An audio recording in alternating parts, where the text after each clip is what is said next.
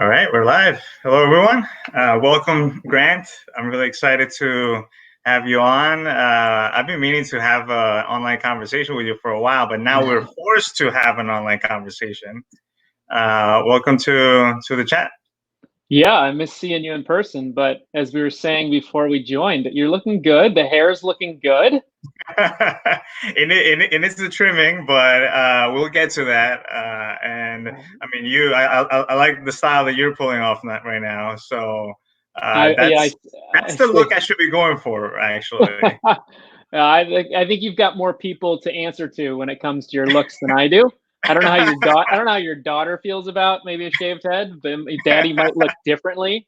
But no, with not a whole lot of other things to do, my facial and head hair has been like my change of scenery. So I've gone from mustache to beard to shorter hair. So it's been a lot of fun in these challenging times.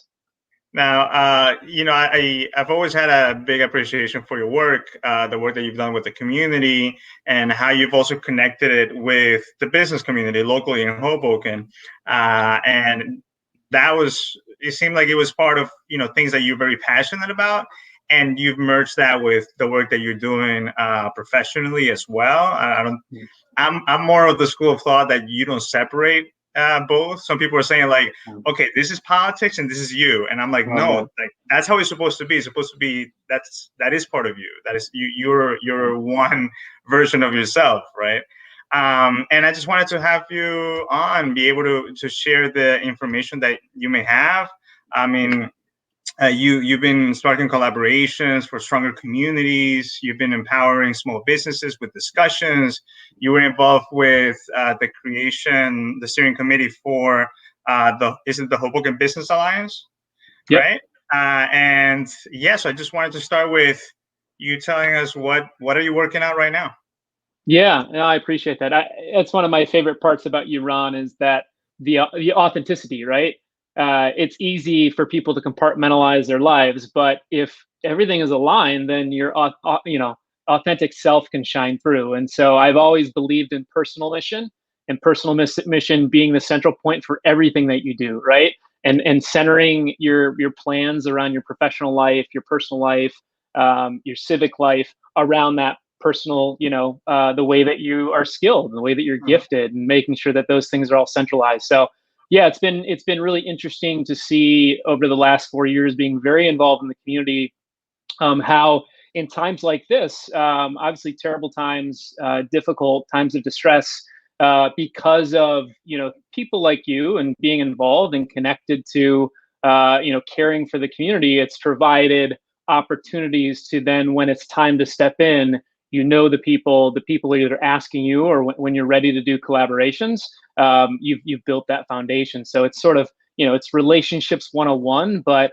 what's beautiful about Hoboken is I think there's such a opportunity to do that much easier than other communities. So yeah, so as you said, my personal mission is, to bring a diverse group of people together to spark collaboration for stronger communities.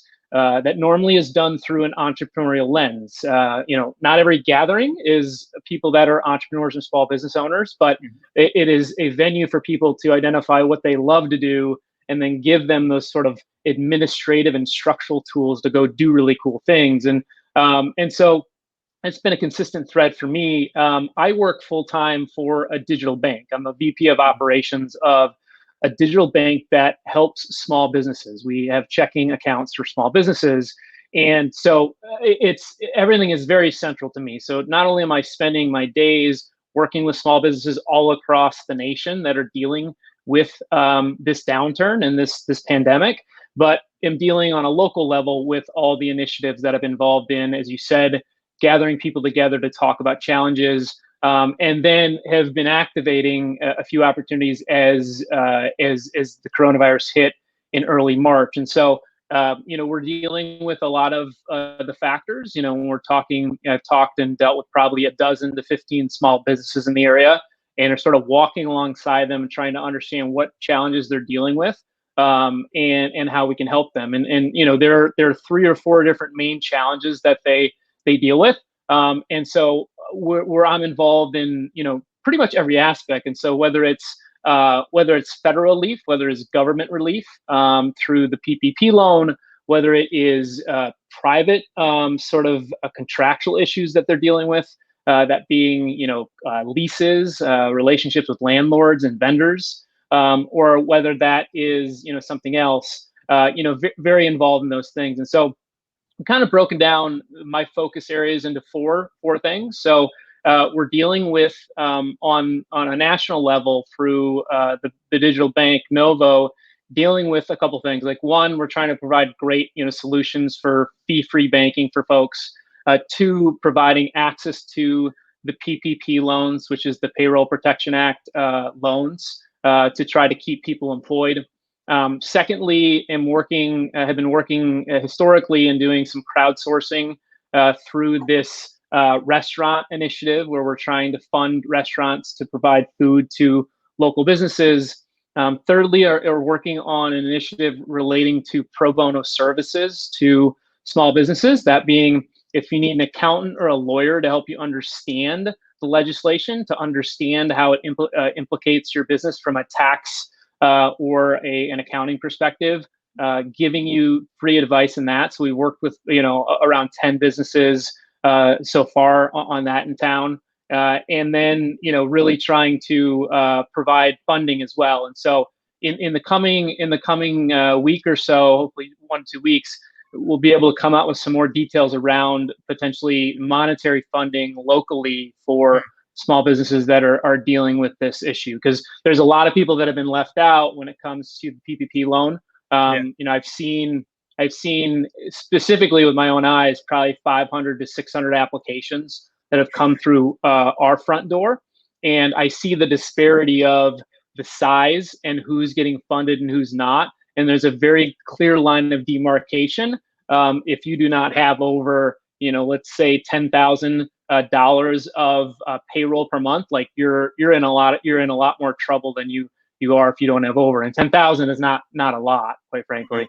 And so most of the loans that are being issued are much higher than that. So we're trying to understand the needs of the market. We're trying to fit those things, and so those are a few things that we're doing. And I think there will be a couple other programs that will develop coming out. But if we were to break it down into 2 stages, right now we're in the triage stage, right? We are in like, what are the things that we can do to get relief right away? Okay, whether that's through other vehicles, or through vehicles specific to Hoboken, right? Federal vehicles or local vehicles. And then secondly is sort of the rehabilitation phase, which is very important as well. Is once we're out of this depression, the depressed market and the lockdown, what are we going to do to help businesses not only climb out of where they were, but then start to get on that ascent and thrive like we all hope and know they can? No, yeah, that is the challenge, right? It's to be able to react. I mean, even though we've been going through this for a while now, I mean, it feels like forever since we started doing shutdowns and closing of businesses, just keeping essential businesses open. But it feels like it's operationally, I bet it's been very tough to adapt for a lot of businesses, small businesses in particular. So tell us, how can small businesses evolve in the current situation? What are some of the opportunities based on what the situation is right now? I mean, we can't just say I want things to go back to how it was before, because we don't have time. Just like you say that the funds have to come in right now, we have to get help right now. Businesses have to also see how can I do business right now? Yeah. I mean, well, it's been very clear in my conversations with the 15 or so businesses that I dialogue on a consistent basis with here in Hoboken. The difference between someone that had a strong online presence before the downturn, before the pandemic, and those that didn't. And I mean, so that is if there's any clearer message of the digital age. And one of the biggest recommendations to everyone, whether you find it novel or not, I think it's important to be reiterated that digital presence, building an e-commerce component to what you're doing, if you can, is absolutely critical.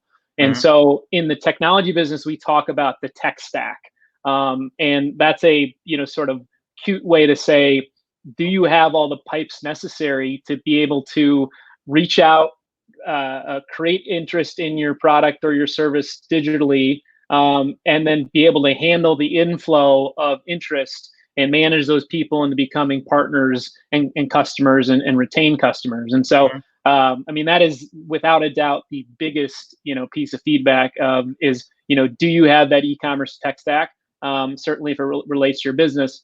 Even restaurants. I mean, when I see the line of demarcation between those that did not have the tools in place before, it was those restaurants that, quick service in most cases, that stuck around a little bit longer, right, through it, and were able to continue to employ employees. It was those that had a strong presence, and I'm thinking of a specific business uptown that did a really strong job before, and was able to to be able to deal sort of socially distant and do a limited touch type of ordering system. I mean, so that's the first thing I'd say. The second thing is, now more than ever, in my conversation with these businesses, it's as difficult as it is. It's time to put on your negotiating hat and put on a hard negotiating hat. In these times, you have to understand that the contracts that existed before the pandemic, while they may still exist in their current form, the world is very different. And so we're seeing a lot of contracts that are being renegotiated based upon the new dynamic of the market. And as much as you might say, well, look, that was the deal, the reality is that all the parties need to make concessions in order to get through this together. And so whether that's your landlord, whether that's a vendor, whether that's a insurance provider, whatever those are very real conversations that you as a small business owner have to be willing to have. I'm dealing with that right now with someone I'm providing some pro bono services to. And what's been helpful to this person is me giving them data points, and other folks that are renegotiating or talking about deferral of rent on their lease has given them sort of the gumption and the ability to come to their landlord and say, look, here's what the market is doing. Here's how the market is behaving. And, we need to, I'm not trying to pull one over on you, but we need to work through this together. And so, negotiating hard, I think, is something that, is one of the big things that need to change in this, environment. Are you able to share those data points with me later so I can put it on the video as well on the comment section? Sure, of course. I think that's valuable because, I mean, the market is so different right now. The whole brick and mortar locations type of doing business is evolving. I know the city council just this past week passed an initiative to expand the seating area in replacement of parking in front of that restaurant. I think that's an initiative that was practical before the pandemic, and I think it's practical now. There are barbershops that are doing, like panels on the sides, right, so that they're able to still take care once this happens, right? But then there's also the notion that sales will go down even after the opening of business, because there's still that fear because we haven't solved it yet. Even opening up some type of businesses in some type of limited way doesn't mean that business will be as usual, and business won't be with the same income as before. So if it's all about supply and demand, I think that gives businesses the leverage to really have a sincere, honest conversation with landlords and say, it's no longer for either one of the two parties. It's not a fair way to go about it. Yeah, for sure. And look, and I can't sit here and say there isn't a ripple effect, and it's not as if the landlords are bad and the tenants are good, right? I mean, there is an underlying responsibility that a lot of these landlords have as well, and it's not as if they can't stop paying, they can't stop paying their mortgage without repercussions as well. Yeah. And so this is like as everyone knows, right? And as I talk to people very early on, this is a systemic economic problem. This is not a localized problem. And so, there is a lot of relief that's necessary. I'm not convinced that the relief that's been put out is, well, we know that it's not going to fix the problem. Hmm. I'm not convinced it was rolled out in the best way possible, but we at least are making some steps to try to reposition the general market at large. But I love your point about sharing the data. It's one of the things that I'm considering as a project moving forward about being a bit more, providing a bit more of a platform to share localized data around some of these things. As I talk with more and more people, I find out that a lot of the data be very helpful for them. I mean, something as Hmm. simple as, how many of the leases in town are the tenants guarantors on lease, right?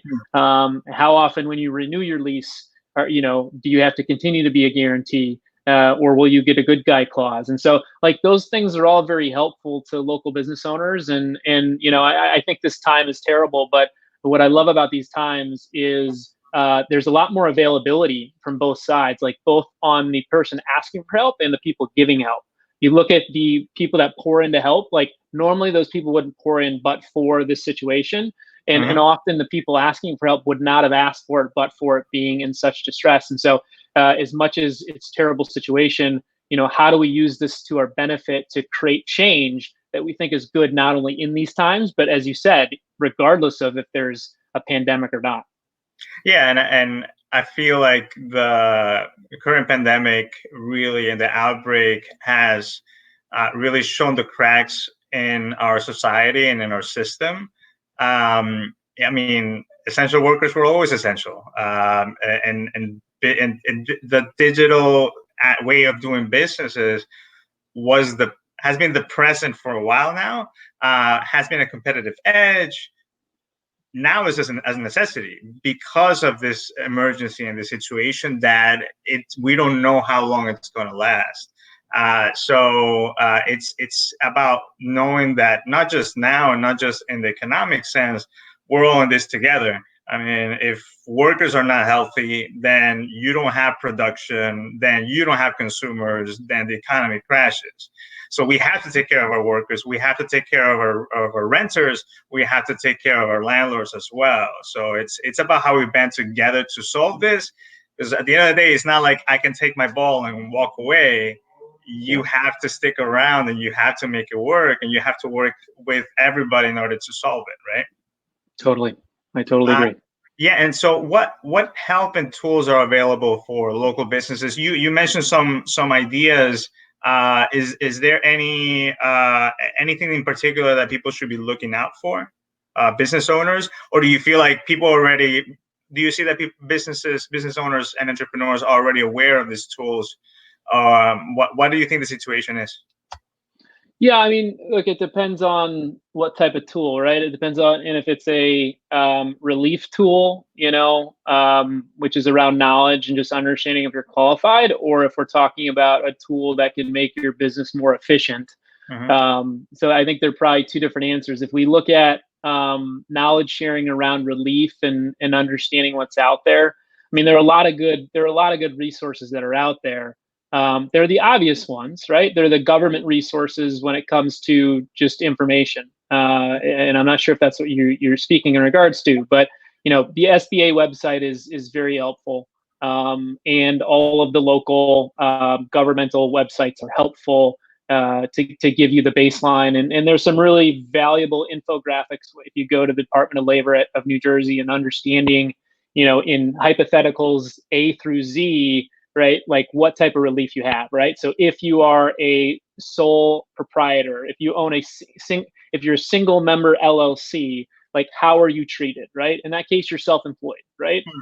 Normally self-employed people would not be eligible for unemployment, right? But through the CARES Act, things have changed, right? Yes. And so therefore you are eligible. And so there are some great tools when it comes to some of the basics in regards to both entity, your business relief, and personal relief.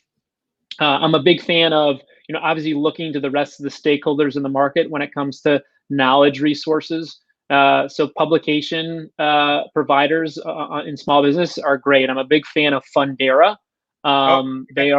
They're a publication company that, and eventually they're in the business sort of selling loans and other things to small businesses, but their platform is built around content, right? And so they've got, you have a question about anything, right? About building an e-commerce business, about, getting a small business loan as a small business owner, about, bank accounts, about COVID relief.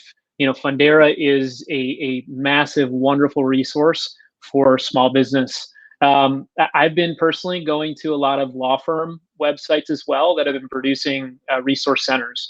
We are definitely not short of resource centers, and I think the law firms take a good approach on some of the more technical things.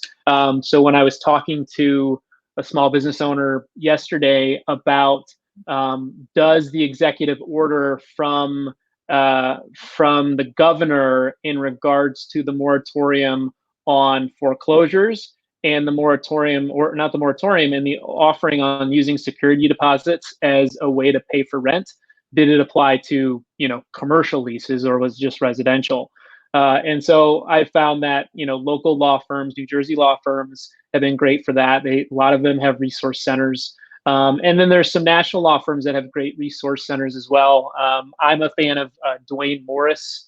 It's Duane Morris. They cover a lot of the federal stuff and have a great repository of information there. And then the last sort of area of knowledge around relief is sort of service providers and technology companies. And so I work for one of them, a Bank Novo. There are companies like Lance, which is focused on the freelance economy, and they're focused on aggregating resources for freelancers. So there's a ton out there. It depends a little bit on the profile of your business. It depends on exactly what you're trying to solve for. But so those are some of the sort of macro publication, knowledge things. And then there are different tools locally that are being developed when we talk about being resources to go to not only get knowledge, but to get dollars and services. Those are Hoboken Grace has started an initiative. They have a fund. They have about a $400,000 fund that's going to be focused on relief to Hoboken. Now, it's not mainly focused on small business, but a portion of it is. One of the things that they're doing is similar to what I had started some time ago, which is matching service providers with local businesses. And so they have a landing page. You can go there, and if you need resources, you can find accountants, CPAs, and attorneys. Another is this fund that, again, I can't share a ton about it right now, but there should be a fund that rolls out in the next couple of weeks, and it'll be focused specifically on small business and how we fill the gap beyond what is been provided by the PPP relief and through some of the state relief.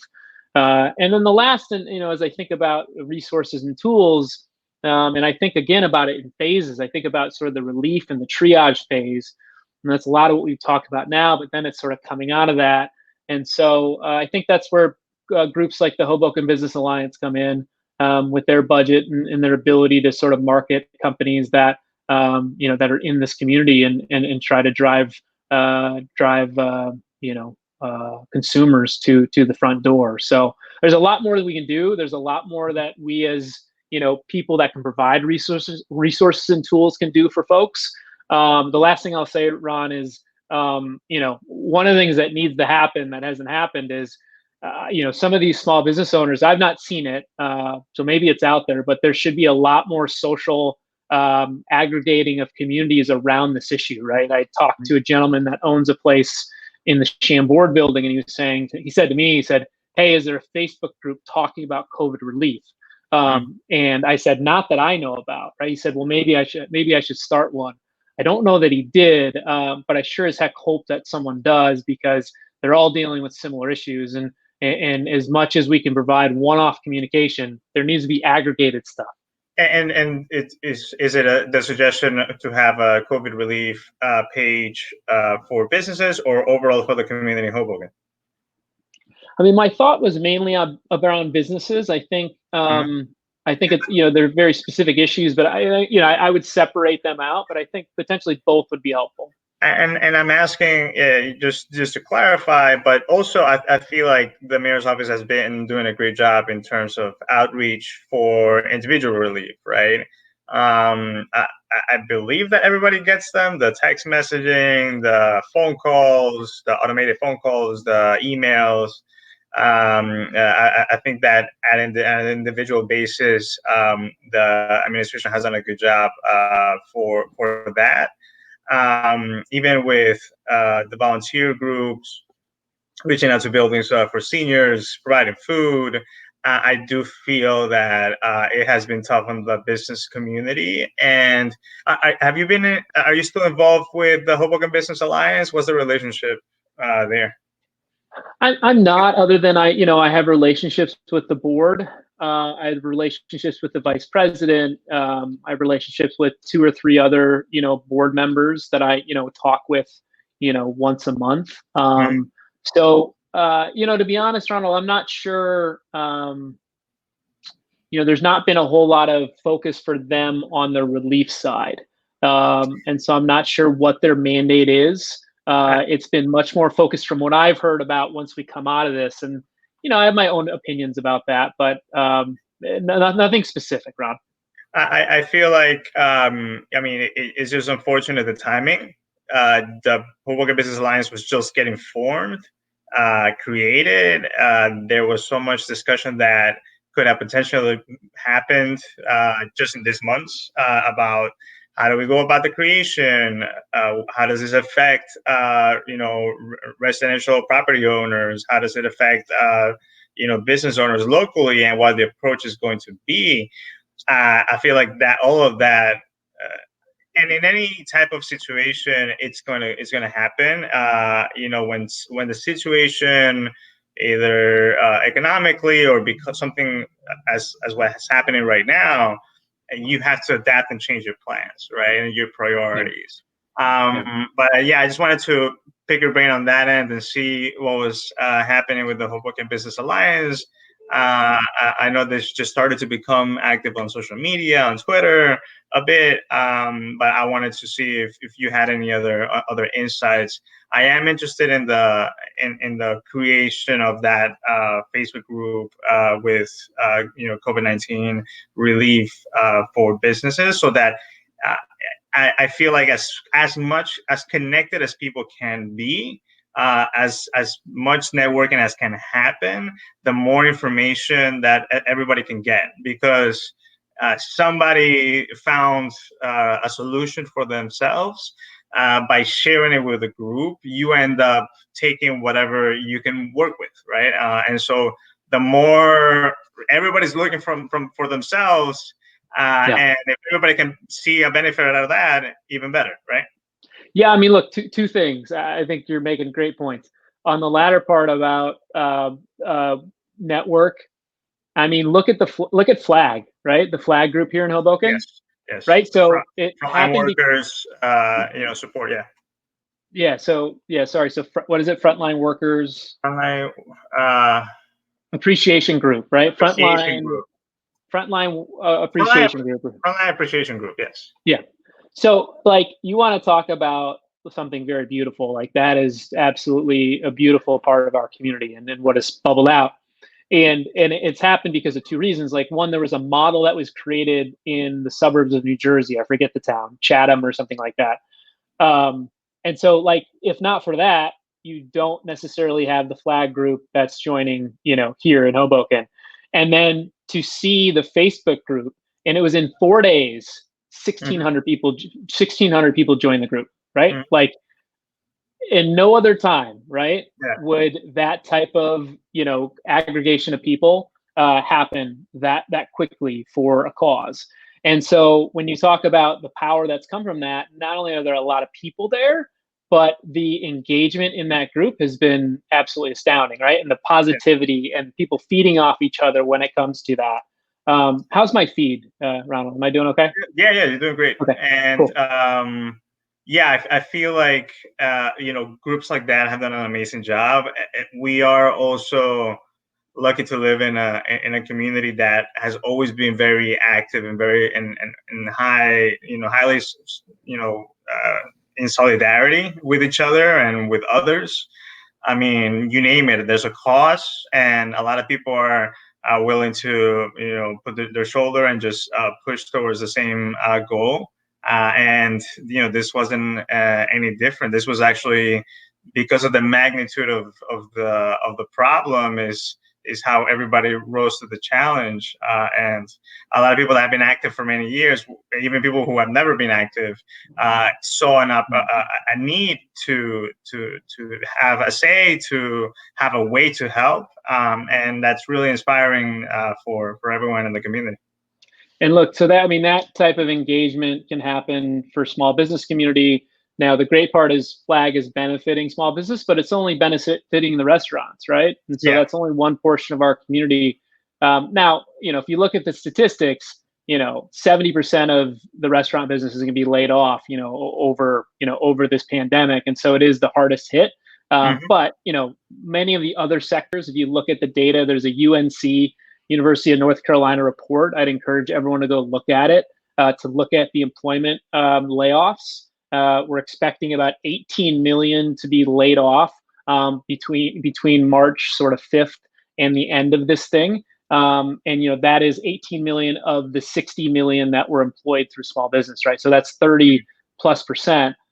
Restaurants are getting hit the hardest, but you still have the rest of the economy in small business that is between 20 to 50% of those sectors getting laid off. And so, there needs to be that aggregation of how do we get through this together, not only now, but in the future. So I think that's the first point.